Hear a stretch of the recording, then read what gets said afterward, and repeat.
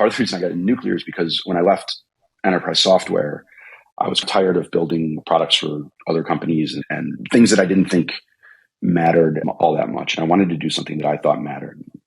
To me, that was clean energy, mitigating climate change. And so I looked around, and great thing about nuclear is, depending on your metric, right, it's like 99% more safe than your average coal or gas plant. Welcome to the world-changing podcast. Was that too much? Yeah, that was probably too much. But let's keep it. We'll keep it anyway. How about this? If we do the podcast and the world doesn't change, then we can take that out. Welcome to the World-Changing Podcast, where we deconstruct the projects and products that are moving us towards a decentralized and carbon-free future. We'll talk to skeptics, supporters, and innovators in the fields that depend on electricity to run their industries, which is changing every single day. I'm your host, Greg Robinson, co-founder of Aston Labs, a decentralized infrastructure company. And on the other side of the camera here, we have Flo Lumsden, our producer, and she will make sure that the train stays on the tracks while we do this. So I met Alan a few years ago as he was wading into the energy market. His expertise in starting, building, and scaling companies, coupled with his depth of knowledge in particle physics and nuclear energy, gives him an insanely interesting and, to me, pretty important perspective on decarbonizing energy. Alan holds a PhD in particle physics from MIT. While getting that degree, he co-founded and built a software company to fix the big data problem that he and his co-founders experienced in their particle physics research. Alan and his team built the company to over 1,000 customers before it was acquired by IBM after just 6 years. Following IBM, Alan was the head of product for one of PayPal's major payments platforms. And most recently, Alan was chief of staff at Oklo, an energy startup that is at the cutting edge of small modular nuclear power plants. Please enjoy Alan's and my conversation, where we dig into the challenges, the opportunities, and the renaissance of nuclear power.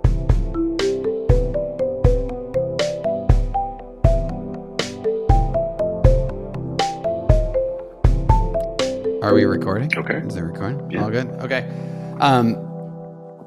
Now I forgot everything I was going to say. Well, no, I was going to sort of transition into, I was going to say that Flo, we did this like intro for this podcast, like the first time I hooked up a microphone and stuck a camera in my face, and she said, just start talking.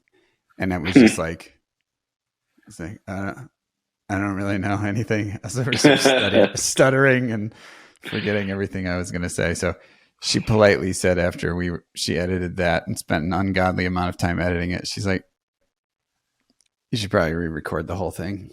You get a greater respect for radio DJs, right? Who are very smooth. Very smooth radio DJs. I always wanted to do that in college, but I decided to major in physics. So that was a mistake. It's probably where we're going to start today, but there's so many places we could start, seeing as though I was just going through your bio or LinkedIn, and it's like you've got sales, marketing, product, company operations, founding startups, managing corporate technical teams, physics undergrad, and particle physics. Yeah. So a lot of that is LinkedIn word salad of how do I make myself sound as attractive as possible to as varied an audience as possible. But, I've touched on at least all of those at some point in my career. Yeah. So let's start there. So why, this is probably pretty self-serving for me, but like, why undergrad in physics? So, it's a good question. I'd always been kind of a science-oriented person as a young kid, kind of a nerd, loved space and NASA and all of that. But what really got me into physics particularly was my dad, who had read, I was in like 7th or 8th grade, whatever, and he read A Brief History of Time, Stephen Hawking's. And he said, this book is really interesting. I understood about half of it. And he gave it to me. And he said, you should probably read it. And so I read it. And I was kind of blown away in the way that I think everybody who loves science is a little bit blown away when you first encounter the theories of special and general relativity, things like time dilation, and things like the kind of, the way that space and time can change depending on your point of view and stuff like that. And it kind of blew my mind, right? Like I was like, this is amazing and I want to learn more. And so I read a bunch of popular physics books in that vein. And then when I was in high school, I had a really great physics teacher for both regular and AP physics. And he was very smart and very witty and dry, and I really liked him, and we got along really well. And then because of that, I decided, okay, I'm got to go to college and I'm going to study something. And I think that I want to study this with the intention of at some point becoming an academic physicist, which certainly is not the road I took. But I did. I ran into the teacher. So I ran into that teacher a number of years later. I told him what I was doing at the time. I was getting my PhD, and he shook his head and he was like, "Oh man, I blame myself." That's how I felt about it. But yeah, I loved it. And I don't know if you were around the same age. There was a program, a television program called, I want to say it was called Stephen Hawking's Universe. And it was like a 10-part series, and it went through all the various thought experiments and kind of the history of cosmology and general relativity. And it was pretty well done for the time. And it really got me excited about it. It was like, again, kind of that spark of discovery that really gets its claws in you. That's how I got into it. That's serious, man. Yeah. I guess I had a similar entrance into physics. It was a high school teacher, had him in middle school too for general science. And he was just like, I don't know, it was simple. Like it was like supposed to be the hardest thing, and everybody was scared of it. Till you get into it. And then there were some very offensive classes when I got into college, and they would make you feel like, oh, this should be simple, and it's incredibly hard for you. Sorry about that. Were you certain at that point, like when you were graduating, that you were going to head into the next level and go get your PhD? Yeah. So my plan had always been grad school, getting a PhD and going into physics. And as I said, for my first couple of years in grad school, I thought that I would be able to hack it as an academic physicist. And maybe what you've observed in college is certainly I got that in on steroids in grad school, where I came in and everybody was, oh, this should be easy. This is really trivial stuff. And I'm like drowning, especially some of those math heavy classes were a real gut check. Yeah. Got my ego, brought my ego down. But I was very intent on still getting my degree. And so I got through the CLEP courses and the exams, and then just spent the next few years doing research. And when I got to research, what I realized is that it can be really interesting, and it can be really rewarding. And there are times when you're like staring at a plot that you've just created, where you're the first person in the entire world to see this data, make this discovery. And that's really compelling. But there is so many details and so much that goes into it that you don't get at the popular physics level, that you really have to, it's a little bit of a shock in that respect, that in general, you have this feeling that of course these people are way more detail oriented, way smarter, but it was just, I figured out it wasn't for me. I was just not going to be able to do it at that level. But I still wanted to graduate. So I did. I wrote a thesis, and then I left the world of physics forever. I call myself a lapsed physicist. I still try to keep up with the research every now and then, but it's hard.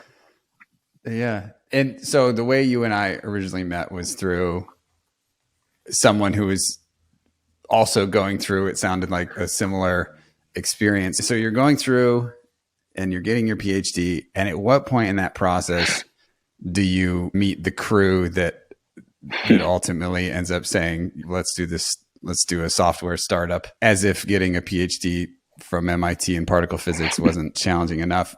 Did it overlap? And at what point in that journey were you like, okay, we're going to do this software startup? Yeah. So as you mentioned, we met through one of my postdocs at my lab. So it was the three of us. It was a postdoc. It was another grad student. It was myself. And the other grad student I met actually before we even got to MIT. We were at like a dinner for prospective students, and we were sitting next to each other. And, we're both from the Midwest, and we hit it off a little bit. And then when we got there, he was in the lab, the same lab as me. And so we went through our treks very closely. And then we had a postdoc who was a few years older than us, but in the same place. And I think he, somewhere along the way, decided probably not going to have a future in academic physics, probably want to start thinking about what could come next. And he was really the impetus for us to, he kind of had this, I forget what he called it, but it was like a working group or the club. And it was just the three of us, and we would get together at lunchtimes and talk about things we wanted to do and the areas within technology that we thought we could add value and we thought we could do something. And he would hand out assignments. I'll go read this and then summarize it, stuff like that. And we didn't really have a great idea, but what we knew was we had been working with these incredibly large data sets. We were doing particle physics research at a collider on Long Island, And you smash protons into each other and you look at what comes out, and there's just so much data. It's just incredible. And we had become experts in parsing that data, storing that data, managing it, analyzing it, all of those things. And we thought this is happening at the cutting edge of physics, right? And you can just sort of see, so this is like 2007, maybe. You can see this problem is going to become a problem for all industry. And you can just start to see it becoming a problem at the large tech companies. So companies like Google and Amazon were tackling some of the same problems that we had been tackling with what they call big data. And we thought that we could take the skills that we used in our research and kind of apply those to the next level of companies. Like obviously the Googles and the Amazons of the world are going to be able to hire the great people and build these systems themselves, and they want to. But there's a whole host of companies that don't have the resources to do that, and they're going to be looking for experts to do that for them. And that was the genesis of the idea. We went through a bunch of iterations after that, but there was a moment where we were like, okay, we're going to actually do this, right? And I remember talking to my dad and being like, is this crazy? Should I be taking this risk? And he was like, you're young. I didn't have kids. You haven't got much to lose. What happens if it fails? I was like, that's true. If it fails, it was a waste of a little bit of time, but you learn a lot and you move on. Yeah. So as you were doing that, going back to that experience, like at what point did you get your first customer, or what point did you know that it was like, oh, this is going to be a business? Or for me, sometimes I already started doing this and I didn't even know I was doing it. And then just to double back on that one point of, were you still doing research work and trying to get your PhD finished up while you guys were doing these sort of club meetups and getting new assignments from your friends? Not just the clubs. I would not advise anybody do this. So we actually formed a company. We raised money from Boston VC that was really great, and we said, we're going to raise this money. We want to do this company, but we also want to finish our PhDs. And they at least hid their shock well enough to say, okay, you can probably do that. And so we were working on both I was working on both for about a year while I was writing my thesis and then doing kind of the initial startup of the company. And then my co-founder, who was the CTO, he didn't take a leave of absence because he was still doing grad work, but he was focusing more on the company. And so he took another year after that to finish up. So it worked out, but it was not the best decision. There was a lot of burning the candle at both ends for a couple of years. But it was very important for both me and Adam, my co-founder, to get our PhDs because we had put so much work in at that point. Yeah. We didn't want to just abandon it.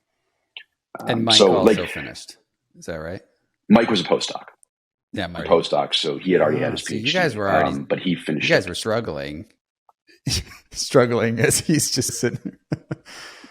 Yeah, I mean that's not fair. He was out there hustling. He got us our first couple of customers. He certainly was instrumental in the fundraising process. Yeah, but even then, it didn't feel real. It didn't feel real until we had our first couple of hires. We hired a couple of people outside, and we had our first couple customers. And those customers were trusting us with their data. So it was a database as a service startup. And there was times when things would break because things always break. And you're on the phone with these customers and they're losing money because of us. That's it kind of makes you blanch a little bit, right? That's pretty stark. Once that started happening, once you're like, oh no, we're responsible for other people's businesses. And also we're responsible for our employees, who many of which left much higher paying jobs, that one of us convinced these people, oh, you got to come work for us, and they have families and you have to take care of them. And then it becomes very real, very fast. Yeah. Man, as I was planning to talk to you today, I was thinking there's going to come this moment where we have an entire podcast about starting a company, scaling a company, going into the software world. But I really want to leapfrog over a lot of that and get into some of the more recent things, because we've gone from you're smashing protons together and collecting data. You go and going to go into the startup world. You scale the software company. This is the montage part of this. We'll add some music where you're training montage. Yep. And you go through a career at IBM, go on to PayPal, and then you leave the software business after all this time, and you go and decide to go into, I'm going to say energy, but go into a sector of energy that definitely has an interesting history. But So when we first talked, I want to say Mike said, Alan's looking at nuclear energy and going to a nuclear energy company. And at the time I was like, what? but it's becoming, nuclear energy is becoming a big part. We just saw this breakthrough in fusion. And of course, all of my people who might have watched Physics for General Consumption for the general population, generally people don't really think, oh, that's fusion, or that's nuclear fission, or that's small modular reactor, or that's large reactor. When people hear nuclear, they just think gigantic, like the biggest thing on the horizon. I grew up near a nuclear power plant. I now live near one. You always see it when you're flying up. And so, yeah, the cooling towers are in the distance, or the intro to The Simpsons, or you get to the power plant there. That's what people think about. For most of our, for general knowledge of nuclear. But I think it's really interesting what you've gotten back into and the perspective that you have from the ground level of what's happening today in nuclear is super interesting. One quote I heard one time was that opportunity follows policy. And as an entrepreneur, like that makes me cringe. Like the idea that you can't walk outside and have an idea and be able to go after an opportunity. You have to wait for some policy to come up. So what is the NRC and how powerful are they, and how much do they control sort of innovation in the sector? And we'll just start there. Sure. You're right. So the energy space in general and nuclear energy in specific is a very highly regulated industry, which for good reason. When I started, I was like, boy, you couldn't imagine the number of hoops you have to jump through to build a nuclear reactor. And then I was like, no, wait, you probably could, right? That's probably a good thing. So the NRC, the Nuclear Regulatory Commission, is an independent body within the government that is tasked with, they have a number of mandates, but one of them is the licensing of new nuclear power plants, new reactors. Aside from that, they do safety inspections, they maintain the old fleet, they have some educational responsibilities. It is a large organization, a large government organization that is one of the two government agencies that kind of have the broad mandate of nuclear. The other being the Department of Energy. And most of the things that they work on are either weapons related or defense related and are not. The NRC is more of the civilian side. And so it's a few thousand people. The heads of it there are 5 commissioners, although right now there are only 4. They are political appointees and they have to be approved. But then underneath that, you have a whole organization of people who joined the NRC and got into this field because at some point in their life, they got excited about nuclear, about the possibilities of nuclear energy. And so they are, for the most part, incredibly smart people, technical, very knowledgeable, and they are excited about nuclear energy and they're excited about what the role that can play. But of course, they have this job, and this job is to protect the public, right? It is, especially when you talk about new reactors and new technologies, right? They have to worry about that. And that becomes the probably overriding factor in what they do. And so because of that, the process for licensing new technology, for constructing new technology, for building a plant is incredibly onerous. And when I was preparing, I was reading through some of my old notes, and up until very recently, I think like last year or this year, the United States had not built a new nuclear power plant from the ground up, going through the whole process since before the NRC was established. So that was like 1974, 1975. And for literally, we're talking 50 years, there had been no new plants built. Everything had been come up before that. There's a new plant that turned on either this year or last year in Georgia, which is exciting, but it just goes to show you how hard it is to get some of this stuff built. Now, part of that is public perception. There was a few very poorly timed, awful events that have colored that. And part of it is that the NRC takes, as they should, they take safety very seriously. But, and this is just my own opinion, I think that the safety of nuclear is taken to an extreme that other energy industries and other industries in general are not held to. And some of the externalities, like most importantly, climate change are not considered, right? Part of the reason that I got into this is a rambling answer. Part of the reason I got into nuclear is because when I left enterprise software, I was tired of building products for other companies and things that I didn't think mattered all that much. And I wanted to do something that I thought mattered. To me, that was clean energy, mitigating climate change. And so I looked around, and great thing about nuclear is it's incredibly safe depending on your metric, right? It's like 99% more safe than your average coal or gas plant. It is incredibly material efficient. The amount of energy you can get out of 1 ton of uranium, it's like 100,000 tons of coal or something like that. It's just incredible. And that's just for fission. And then in the future, you have technologies like fusion, which really have the potential to completely redefine the world we live in. And it's really exciting to see, as you mentioned the news recently about the first time we've gotten positive energy out of a fusion reaction, which is really exciting. So that's how I got into the whole thing. Not quite sure what the point of that answer was, but that was awesome. I wanted to make a difference. I left enterprise software, wanted to do something that was going to help the world in the future. And this is what I found. Yeah, I want to pull on one of the threads there. So public perception, so much now, at least you have conversations going on where some people are saying this is such a no-brainer. Whereas I think if we looked back, I guess even to like when we were young, I don't think that would have been something someone would say. I don't think they would have said, "Oh, this is such a no-brainer. This is what we should be building." But now you have people talking about this. You have some people just saying, "Okay, just lift the regulations on these types of nuclear and let's get some stuff built." And what's been fascinating for me to go down this path, and I have to confess something. So in physics, for anybody who doesn't know this, undergraduate physics is like a business degree of science. It's like you could choose where you want to go.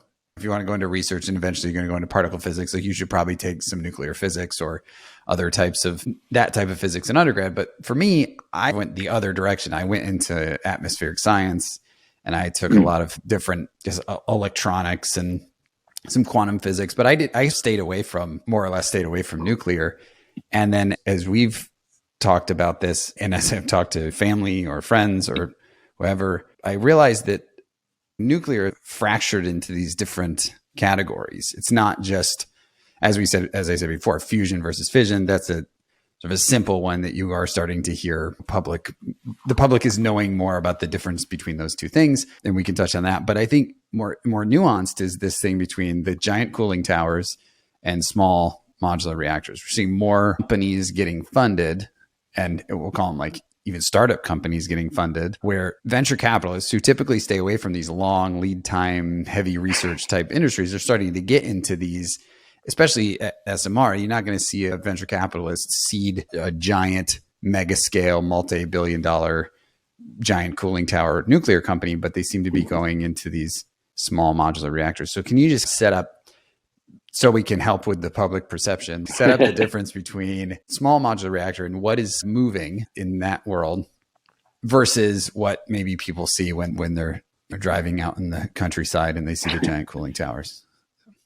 Sure. So I guess, starting with the public perception piece, of course, if you go back even 10 years, maybe 15 years and before, there's widespread, I would say, skepticism at best skepticism about nuclear energy. A lot of that has to do with the looming nuclear disasters that happened, things like what happened at Chernobyl and later what happened at Fukushima. And so you have people in their minds tend to tie those together and say, well, sure, they're rare, but boy, if they happen, now we're talking, this could be extinction level in some cases. And I don't think that is true. I think that looms large in people's minds. As over the past really 5 years, maybe a little bit more, you've seen a huge shift, or I've seen a huge shift, especially among younger people who, instead of thinking about nuclear in terms of meltdown or not, giant reactor or not, they are looking at it in terms of trading off risks. And the biggest risk to humanity, the existential risk we have, is climate change. And we have to stop using fossil fuels and stop burning carbon to create our electricity, to create our power. And because of that, myself, and I think a lot of people my age and younger, are looking at the energy landscape and saying we need all of the above full court press to this problem. Renewables have to be a part of it. Wind and solar have to be a part of it. Hydro power, geothermal power, and nuclear power. Anything that is not, burning carbon to create electricity, we need to use, because it's that scale. The problem is of that scale. And so technologies that people didn't consider, like nuclear fission have had sort of a renaissance. And now part of that is there are what I call the old guard plants, which are called they're light water reactors. They use a low enriched uranium. So that is a uranium that has been enriched to about 5%. And they are not inefficient, but they are less efficient than they could be. They require large amounts of water to cool the core. And when you have something like a Fukushima where that cooling is interrupted, that's when you get in trouble. There's about 100, maybe a little less, of those in the United States currently running. And so, like, a tangent here is like when you think about the dangers of some of these things, you have 100 nuclear power plants in the country. They've been running for at least 30, 40 years, right? These are long running things. And we've had no accidents in this country ever, or if you count 3 Mile Island, since 3 Mile Island, which was in 1979.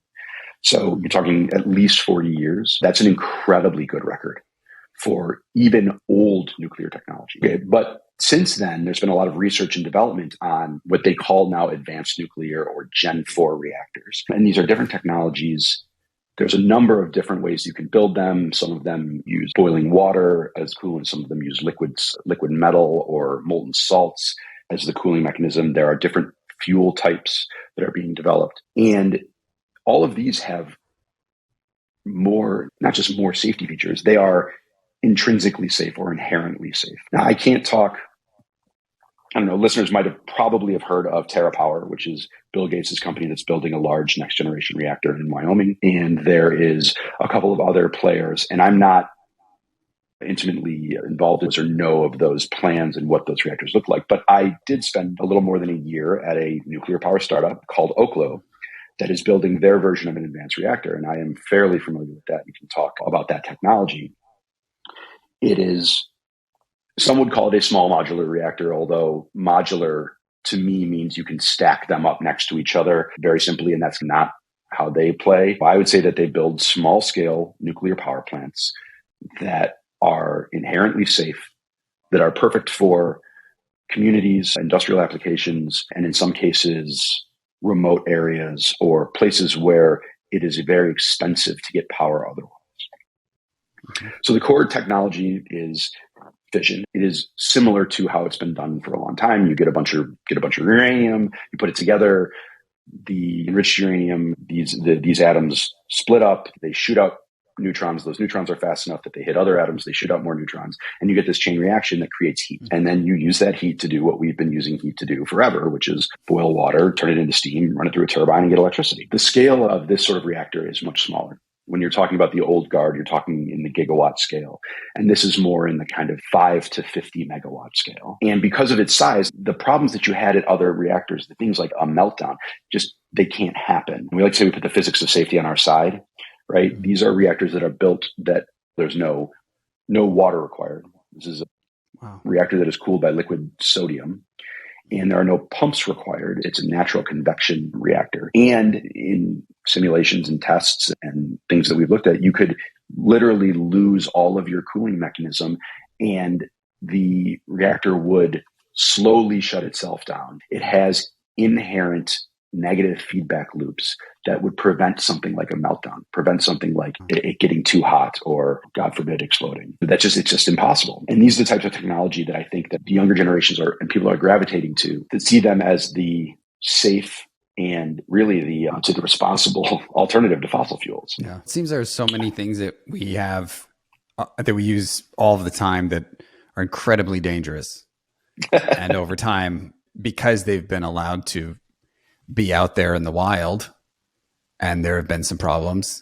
air travel, car travel, all of these things. They're now, because we've applied smarter technologies to them, we can take out, and in a lot of cases, completely eliminate the risks, the known risks. But with nuclear, that has always seemed like a thing where it can't even be out in the wild. So it's really hard it hasn't been allowed to flourish. And even in remote places where you could isolate problems, it hasn't been out there.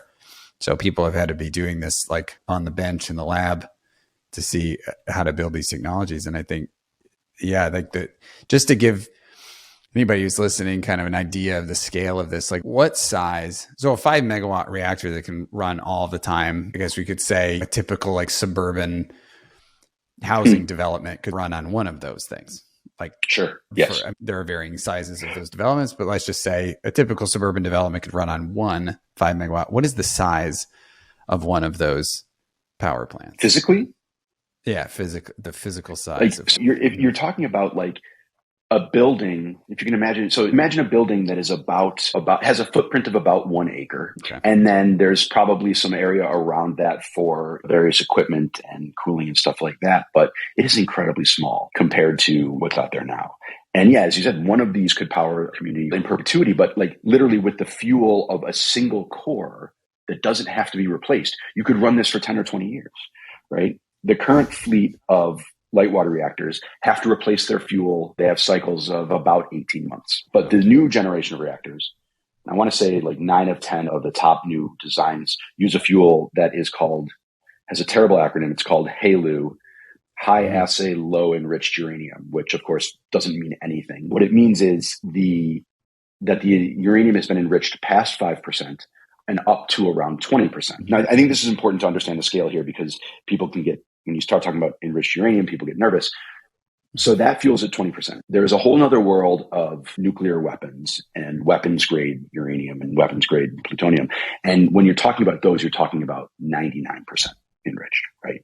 So the gap between what is used to power civilian applications and what is used to power weapons is enormous, right? It's not like you could go, there are, in some cases, very justified fears of nonproliferation, right? Nuclear weapons are a huge danger to humanity, but in popular opinion, you can think of, oh, they could just go in and take this and turn it into a weapon. That's not how it works. In fact, somebody's going to check me on this and I'll probably look stupid, but I don't think that no material that has ever been used in a nuclear reactor, a civilian or even nuclear power reactor, has ever gone into making a weapon.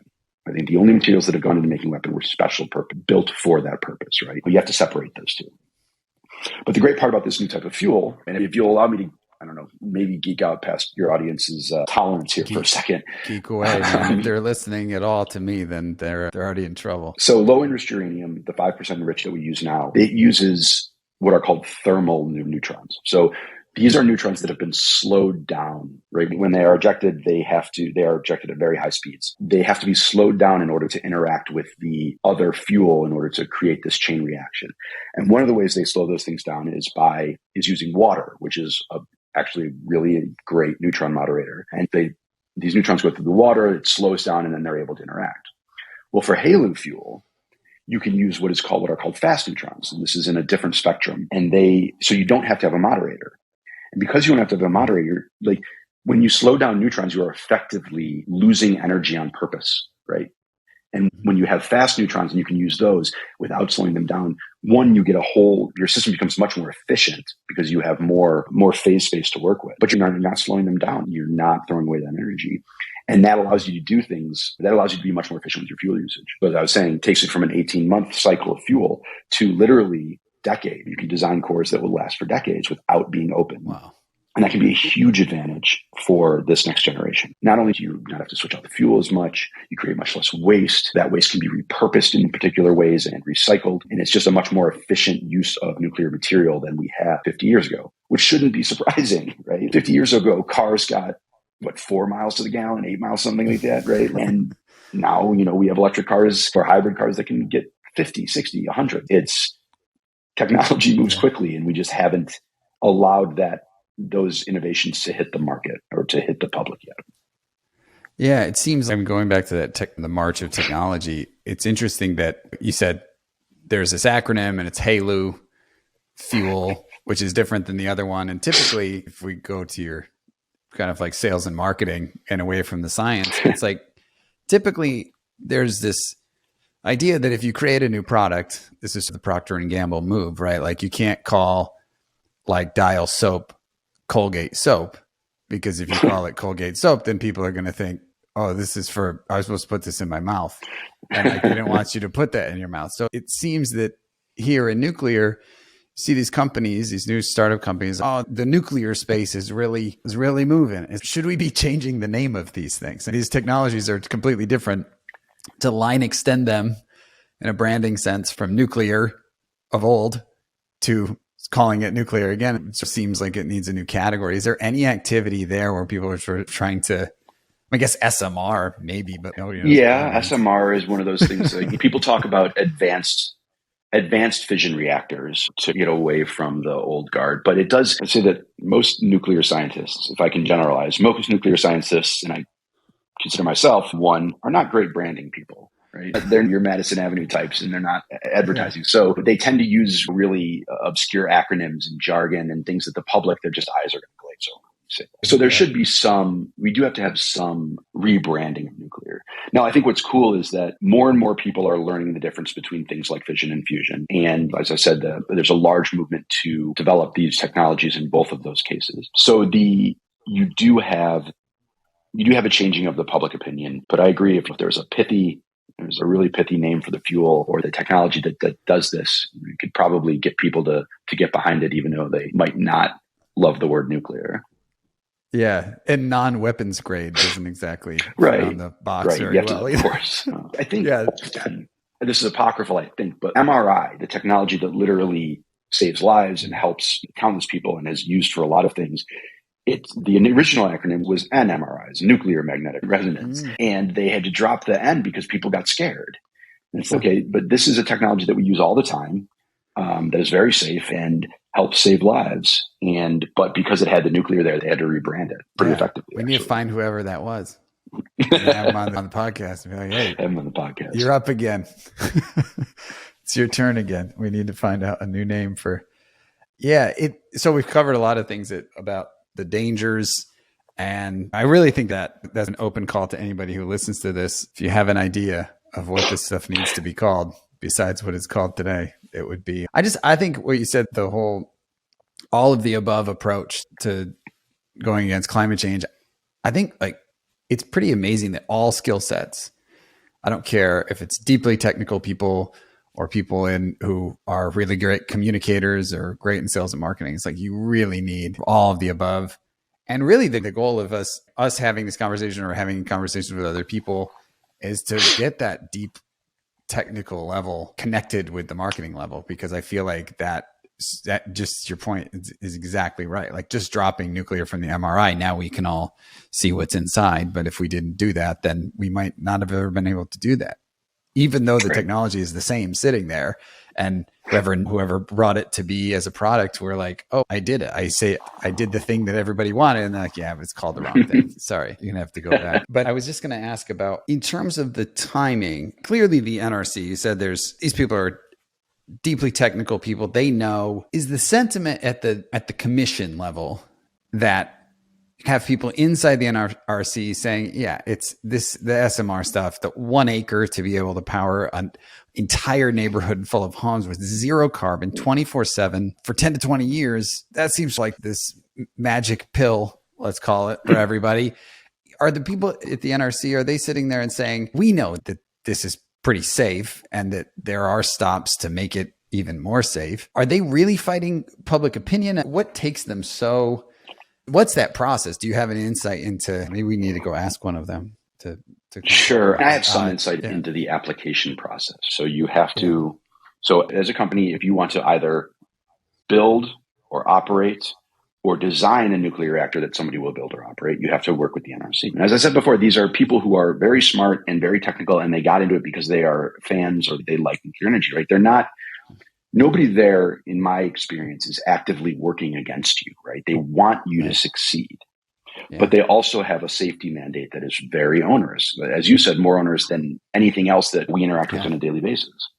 And somebody's going to check me, the most dangerous thing we do every day, I think, is get into a car. And we do it all the time without thinking. The number of road deaths are staggering. Even as they're getting better, they're staggering. And people do it without a second thought, right? And nobody would ever tell a car maker, your cars have to be 100% safe no matter what.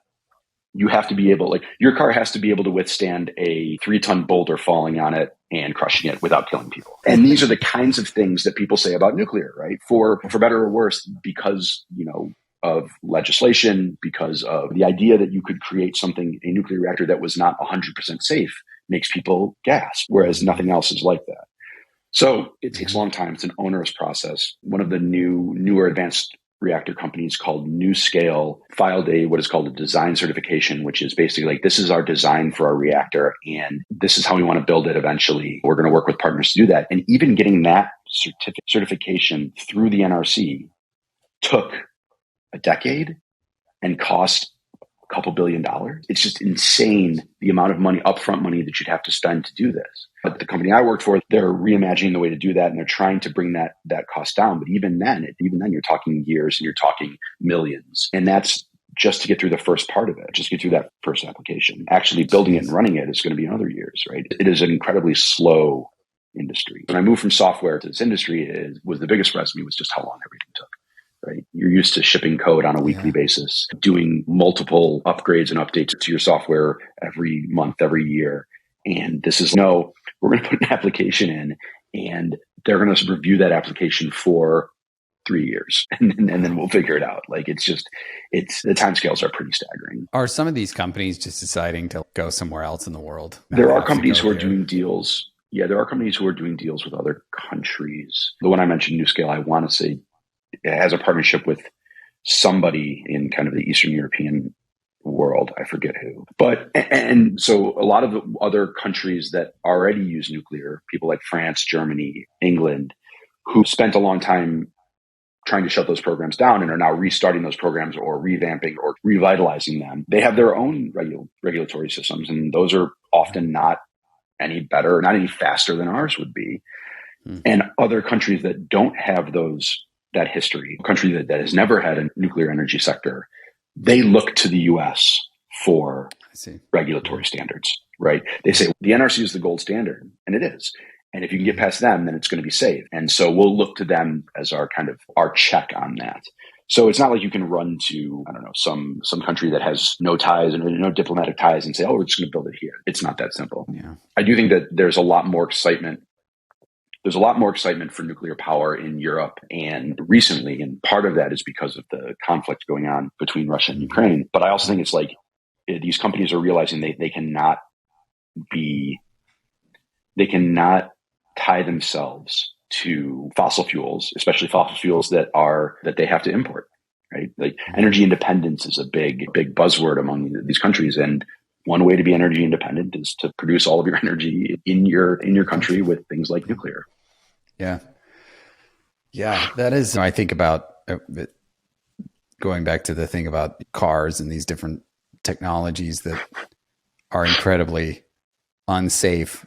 I have this conversation a lot with people who see the world like through the statistical lens, where every world is a bell curve and it's perfectly distributed, and it's unlikely I would get struck by lightning, and so therefore I'm going to do dangerous things in the lightning storm. It's like, I'm really sure you understand how statistics work. It's like there are ways to sort of skew things in a more dangerous direction or a less dangerous direction, and now you've blown up your statistical odds. Like driving, for instance, is incredibly dangerous on the whole, with everybody doing exactly the same in the car, but if somebody's like doing their makeup and texting and drinking and totally distracted, it's like that skews things. You skew yourself to being one of the more dangerous people on the road. And so it was interesting what you said about the ability to withstand these dangerous things, like building technology specifically to withstand or to essentially get rid of the chance of having a meltdown or having any of these dangerous things happen. Do you feel like as people are getting evaluated for these, is everybody getting thrown into the same bucket and being told, like, statistically speaking, there's a chance of radioactivity, but are we starting to see standards coming out where it's like, if you had this type of fail-safe mode, we can accelerate? Or are we always going to be in this place where it's like, nope, everybody's a snowflake. Every new project is a snowflake. You have to submit the whole thing. We have to evaluate the whole thing. Are we moving? I think that there are some things we can do there. Unfortunately, a lot of it is no, everything's a snowflake. There are some things you can do with, if a reactor is designed and design is licensed, then it really does, it cuts down a lot of it, right? Because you can say, I'm using a standard design, a design that the NRC has already approved, that they've given their blessing that this is a safe design. Of course, then the part is, okay, but where are you going to put it? And the interaction with the environment becomes a big part of the safety case. It's one thing to put I'm going to just choose random places, but it's one thing to put a reactor in the middle of Illinois, where we have the most reactors in the country, because Illinois is a fairly calm state from an earthquake point of view, from that sort of thing. Nobody's going to want to put one of these things on a fault line in a hurricane zone, right? So you have to make those judgments, and you have to make those, that's going to be part of the application no matter what design you use. So it's hard to get around that, but you can make it faster, right? I think the people in nuclear, it's a little too, people still think it's too dangerous to just have your local person come and do an inspection and give it the okay and say, okay, yeah, that's good to go. Your local nuclear can certainly inspector. speed it up. Right. We certainly can speed it up. Yeah. Oh man, every time I talk about nuclear, I have this one side of me that's just, oh my gosh. I'm sure people who are in like the biotech or like pharmaceutical space who might listen to this are going to be like, yeah, finally there's another industry that takes ungodly amount of time and red tape to get their product out into the world. But I guess I'm always optimistic. I think the view of needing all of these different forms of energy, different parts of the world, is you think of, typically nuclear has been left out the side. Like when I first got into energy, it was like people would try to shoehorn nuclear energy into the renewable energy space because they were like, it doesn't emit carbon. And people are like, yeah, but it's nuclear. And that was the answer. Now, right. And now we're moving into that where it's accepted in the scene. Are we seeing any kind of activity? There's just so much influence and lobbying and nonprofits that are really pushing. They've really pushed on solar and wind and the investment in these types of technologies. Are there groups out there that are specifically pushing on these types of standards and trying to get more sort of investment? I don't know if it's in the form of tax credits or like some kind of greasing the skids to get the supply chain built. That's the other trouble, right? Is like you come out and it's like, well, great. Now we're there. We've got our standards. People have permits. We can now build it. And now where's our fuel coming from? Like, where's the actual supply chain being built? Are you seeing any of that kind of activity in terms of greasing the skids for getting so they're prepared for when the nuclear reactors are ready? We are. It's not enough, in my opinion, but we are. There are groups, there are nonprofits, there are NGOs, and there are also groups within the government that are pushing to create that supply chain, pushing to create that environment where we can start to bring the costs down. I mentioned this, probably I should have talked about this when we were talking about HALEU. Fuel for these reactors is the biggest source of uncertainty and the biggest source of risk at this point, right? It requires, like anything else, it requires fuel. That fuel is, unfortunately, right now, nobody creates it in the United States. We do not have the capability to manufacture this fuel that 9 of the 10 advanced reactor designs are going to need, and they're going to need a lot of it.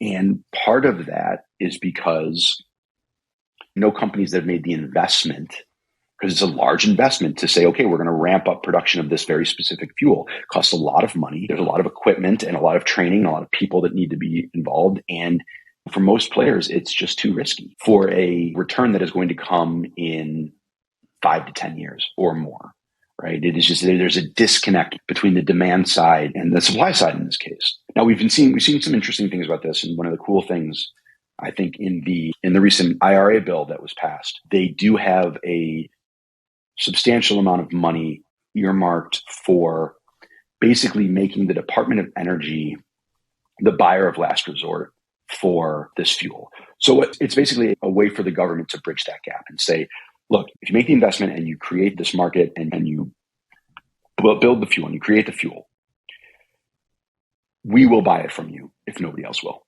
Mm-hmm. So from, I want to say it's like 2020 or 2027, for 5 years, they have earmarked, they said we will buy up to 25 or 50 metric tons of this fuel from whoever makes it. So it incentivizes these companies so you can make these investments. We are de-risking that investment for you. Now, of course, that's a government contractor has to go through a contracting program, a bid. They have to pick people to do it. All of that is slowing things down. But there are people out there who care about this and who are pushing it through. For people who know the NGO space, I want to say that Breakthrough Institute, the Nuclear Enterprise Institute, Third Way, maybe there's a bunch of different kind of NGOs that are pushing government officials to realize this is a problem and then help solve the problem, not by directly investing in creating fuel, but by de-risking it to build that supply chain. Unfortunately, you just can't.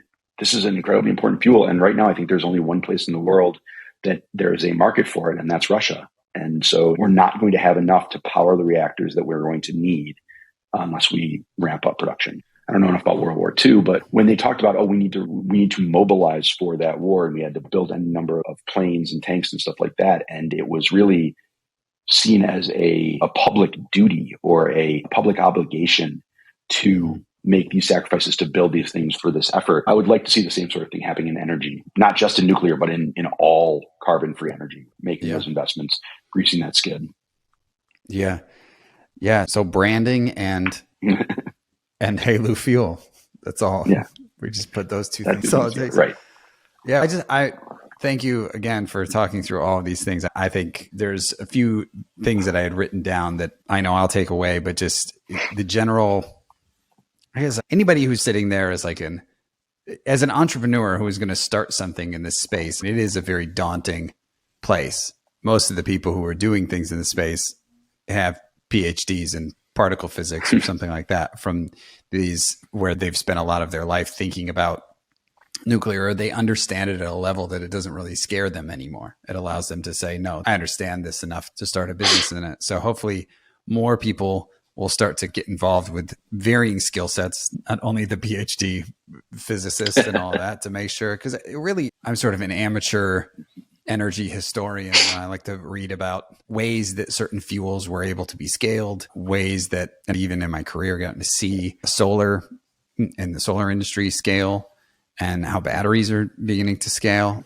seeing how those certain technologies scale. There are quite a few lessons in those areas. So appreciate you taking the time to do that. I have one other question that we'll close with here. You mentioned at the beginning an experience you had as a kid that sort of led you down this path of physics, but because I had written down sales, marketing, company operations, founding startups, and those are things that are not just, those don't come from reading a Stephen Hawking book. What were one or some of the unique experiences you had as a kid that sort of prepared you for all of these different kind of ways that you've added value to companies over the years? Was there some kind of unique experience that allowed you to have one foot in this deeply technical space and then the other foot in sales and marketing? I wouldn't call it unique in any way. My family, as I said, my father gave me that book and it sparked that interest. But education, it's pretty banal, but spending a lot of time caring deeply about education and having education be the cornerstone of my youth really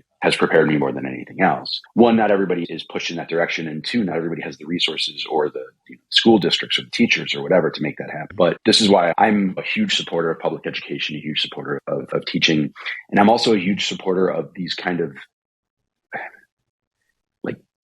thinking big, and I'm thinking particularly of the moon landing and the Apollo program, those things that kind of spark wonder in people, get them thinking in those big things. I would love to have something like that in energy where it is nothing's as cool as people going to space, but you could do something where it's like where you get people, young people, smart, energetic, young people to care deeply about this and to want to learn more about it. Without that, I wouldn't have been able to do what I do. That said, before I started my first company, I had no entrepreneurial experience and I did not have an entrepreneurial network. Most of the people that I knew and that I was close with did not think of that as a career path. So you don't have to have those connections right away to get into it, right? You can build that up over time as you go and get there. It's cliche, but stay in school.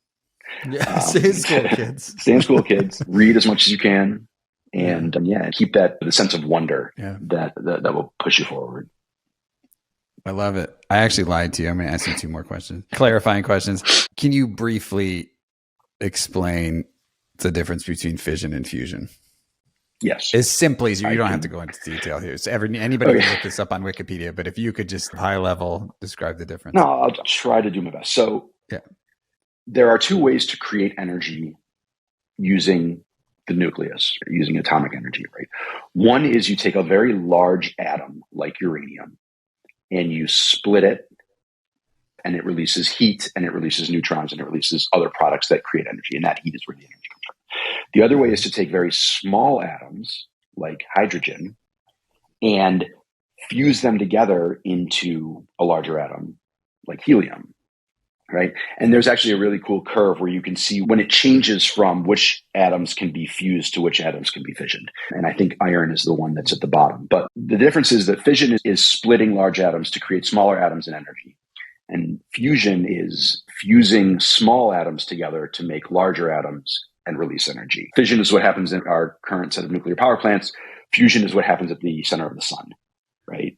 And one of the reasons fusion is so difficult is that it's pretty hard to mimic the environment of the center of the sun here on Earth, right? You're talking extreme temperatures, extreme pressures, and it's hard to create that. It's hard to get all of that together in quite the way to fuse those atoms to make them create helium out of hydrogen. So that's the difference. That's cool. One of the cool parts about fusion, and one of the reasons I really hope, I have a healthy skepticism, but I really hope we get there, is that it's the byproducts of that form of energy are literally like helium, water, right? But you're talking about no emissions whatsoever. Now putting the input to that has emissions, but it is a really clean and cool energy source if we can get there.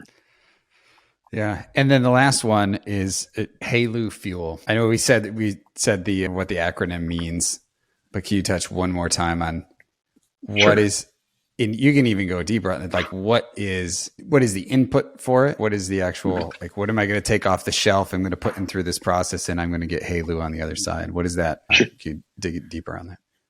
Sure. So it all starts with uranium, naturally occurring uranium, which is mined in lots of places, but all over the world. Where now in that the United naturally, States?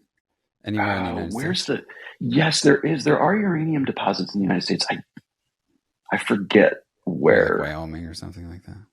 Yeah, there's somewhere. There's not a lot, but there are deposits in the United States. So naturally occurring uranium is, I'm going to get my isotopes wrong, right? There's one isotope of uranium that is stable, and it is what makes up the vast majority of natural uranium, and it is not radioactive.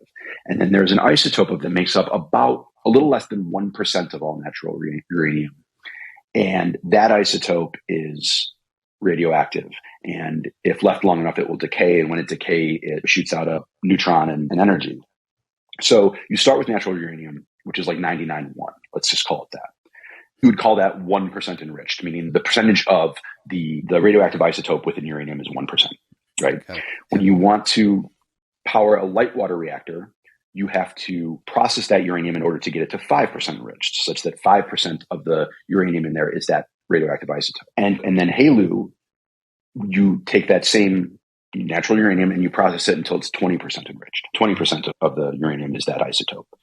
Now, how this is done is actually, I find it fascinating. The most efficient way we know how to do this right now is something called gaseous centrifuges, where you basically take uranium, you turn it into a gas. I think it's uranium hexafluoride, maybe. You turn it into a gas and you put it in these big machines that spin around really fast. Now, the masses of the two isotopes are slightly different.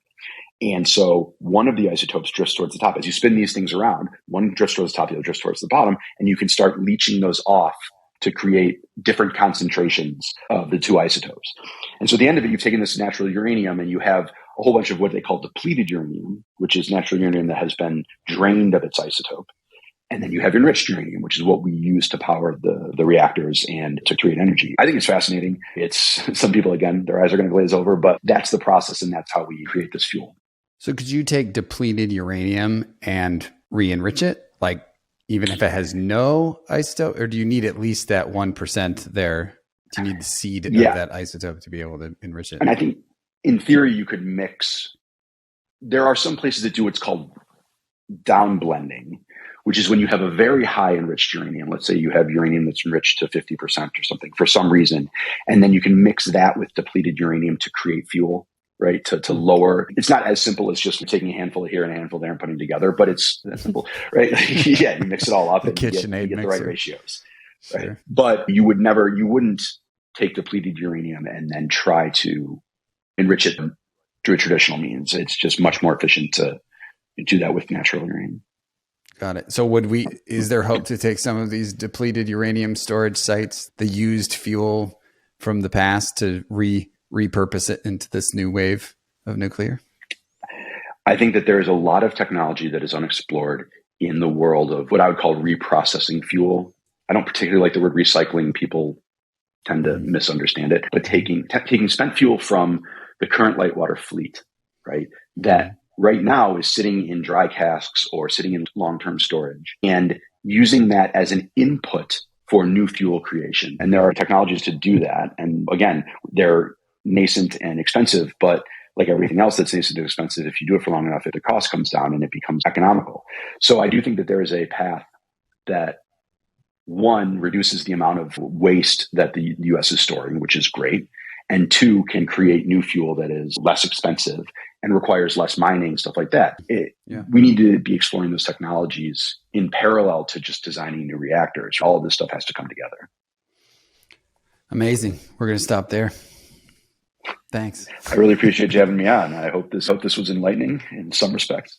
Super enlightening. Thanks for tuning into this episode of the World Changing Podcast. Be sure to follow us wherever you get your podcasts, iTunes, Spotify, Stitcher, YouTube, to hear the latest episodes.